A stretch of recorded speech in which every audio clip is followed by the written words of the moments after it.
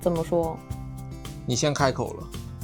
我先开口了。对，那我们正好带入一下今天的话题。没错。老朋友不联系了，谁先开口？我先。刚刚是我先。对啊，你很厉害。你是那个会先开口的人吗？不是。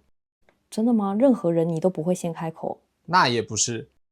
一般我的微信里面，别人如果不小心瞄到我的手机的时候，他们会问为什么我会在朋友面前备注一个他们的生日，比如说你在我这边就是0615某某某，我一般想要联络这个人，会在临近他生日的时候联络。我的意思是因为我们两个很常联络，所以没有必要。但我突然要找一个很久不联络的同学，我会看备忘录，然后最近的日子的人，然后就跟他哈拉一下，我会这样去跟他 say hello。但是有的同学，哪怕到了他的或者朋友，到了他生日附近的时间，我也不大知道怎么去跟他联络，是这个情况。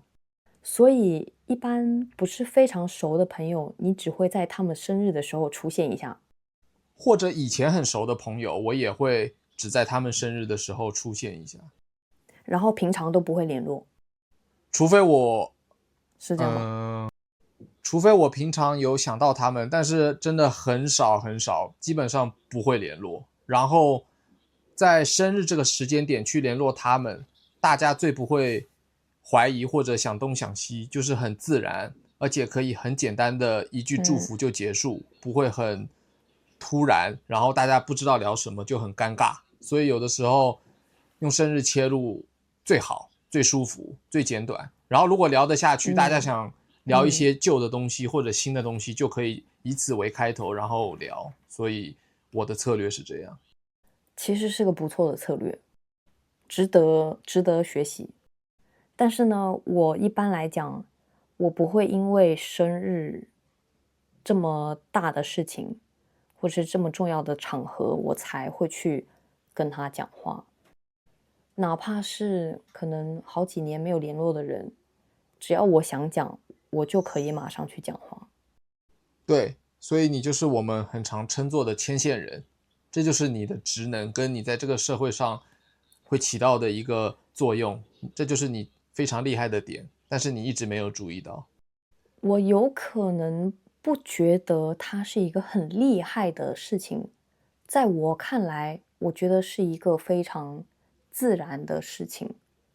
就是比如说，我在做这件事情的时候，我就会想到另外一个人，诶，他好像也喜欢做这件事情，那我们不如就一起来做这件事情吧。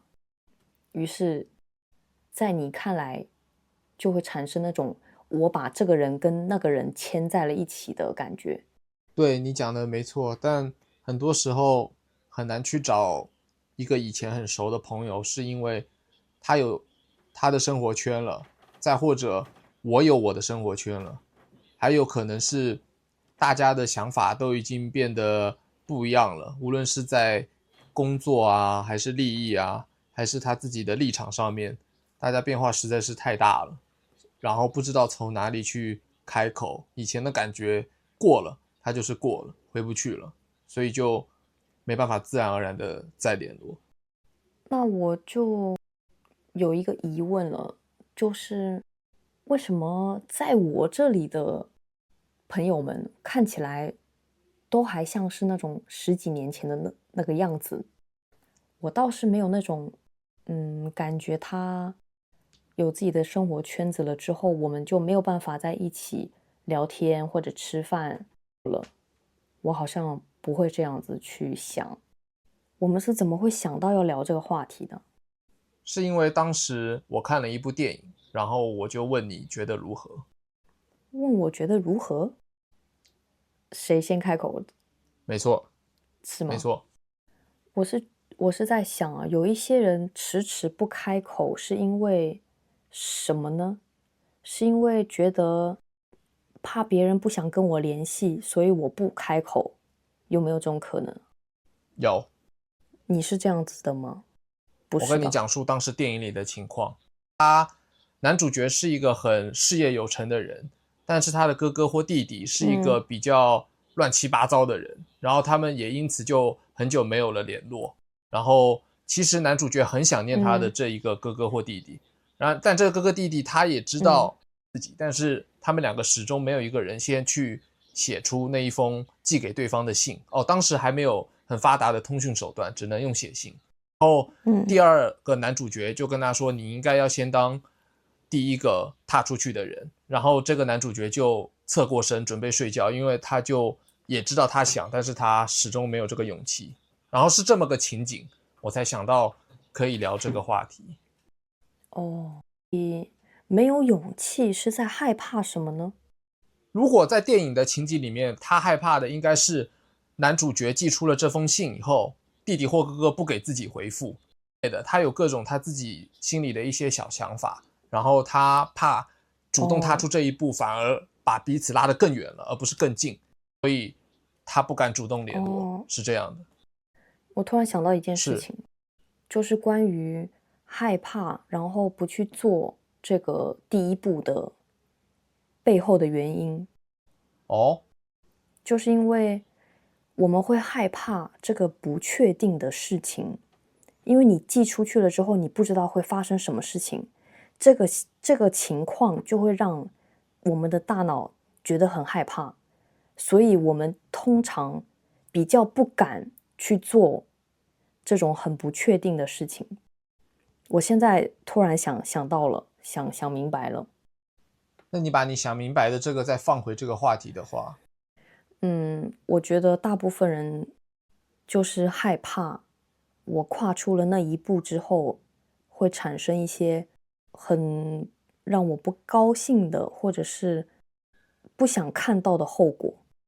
比如说，我跟人家联络了，但是人家冷脸回复，或者是根本没有回复，或者是你就会发现你们的关系不再像以前一样了，你不想破坏那种美好的感觉。对啊，对啊，是这样吗？所以大部分人会不大敢联络啊。